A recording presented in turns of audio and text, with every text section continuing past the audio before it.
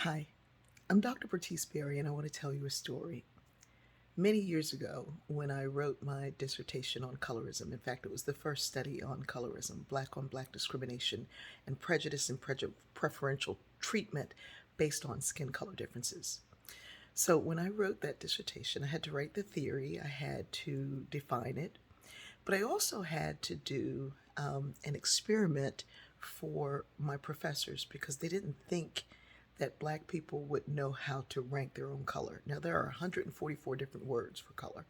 Not only did everyone, there were 20 people in that experiment. That wasn't the study, that was just the experiment leading up to it.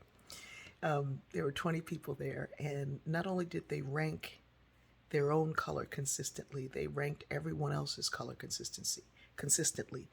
And everyone could immediately factor in noses, nose size, lip size, hair texture.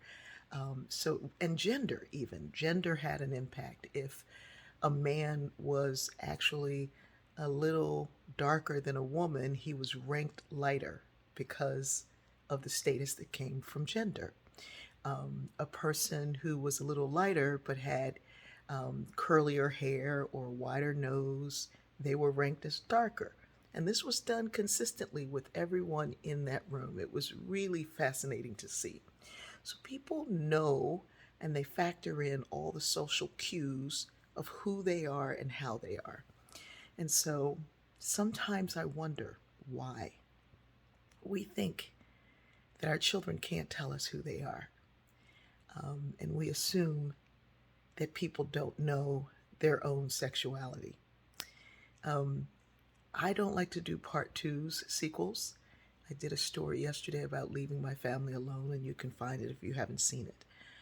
But I am amazed, I'm impressed by the fact that people will look at a 3-month-old baby who's got some gas and smiles, and they'll say, "Look at him. He likes the ladies already. Look at him." They'll see a little 2-year old holding a hand of another little 2-year old and say, "Look, he already got a girlfriend. Look at him." But then if a 10-year old says, "I am gay," we say, "That child don't know who they are." Listen, we take in the social cues around us, but we also understand what's going on within us. And for a person to decide that they are something that goes against society, knowing how difficult it is and how impossible it is to live with those who don't like you, we don't get to say how somebody defines themselves. All we get to do is love. I know this was a big story. In fact, it was 2 stories in one. But in defining who we are, let's define ourselves and stop trying to control everybody else. I love you.